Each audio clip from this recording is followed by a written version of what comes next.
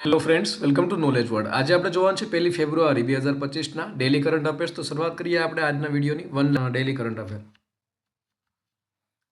પેલો પ્રશ્ન છે, તાજેતરમાં પ્રજાસત્તાક દિવસે કયા રાજ્યના ઝાંખીને પીપલ્સ ચોઇસ એવોર્ડ મળ્યો છે? તો હાલમાં જ ઉત્તર પ્રદેશ રાજ્ય છે ત્યાંની જે ઝાંખી છે તેને પીપલ્સ ચોઇસ એવોર્ડ છે તે મળ્યો છે, અને આમાં આપણું ગુજરાત રાજ્ય છે તે બીજા ક્રમાંક ઉપર રહ્યું હતું.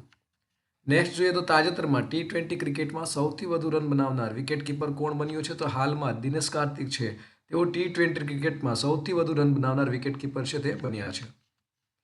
તાજેતરમાં સોશિયલ મીડિયા પ્લેટફોર્મ એક્સ એ ડિજિટલ ચૂકવણી માટે કોની સાથે કરાર કર્યા છે? તો હાલમાં જ આજે સોશિયલ મીડિયા પ્લેટફોર્મ એક્સ છે તેઓએ વિઝા સાથે ડિજિટલ ચૂકવણી માટે કરાર કર્યા છે. તાજેતરમાં ભારતનું કયું રાજ્ય ગ્રામીણ ક્રિકેટ લીગ શરૂ કરનાર પ્રથમ રાજ્ય બન્યું છે? તો હાલમાં જ બિહાર છે તે ગ્રામીણ ક્રિકેટ લીગ શરૂ કરનાર પ્રથમ રાજ્ય બન્યું છે. તાજેતરમાં BCASના ડાયરેક્ટર જનરલ તરીકે કોની નિમણૂક કરવામાં આવી છે? તો હાલમાં જ રાજેશ નિર્વાણ છે તેઓની BCASના ડાયરેક્ટર જનરલ તરીકે નિમણૂક કરવામાં આવી છે. તાજેતરમાં 1 ફેબ્રુઆરીથી શરૂ થઈ રહેલા વિશ્વ પુસ્તક મેળાની થીમ શું છે? તો તેની થીમ છે હમ ભારત કે લોગ. તાજેતરમાં સર ગારફિલ્ડ સોબર્સ ટ્રોફી કોણે જીતી છે? તો હાલમાં જ આ જે ટ્રોફી છે તે જસપ્રીત બુમરાહ દ્વારા જીતવામાં આવી છે. તાજેતરમાં વિશ્વ રક્તપિત્ત દિવસ ક્યારે ઉજવવામાં આવ્યો છે? તો દર વર્ષે 30 જાન્યુઆરીના રોજ વિશ્વ રક્તપિત્ત દિવસ છે તેની ઉજવણી કરવામાં આવે છે.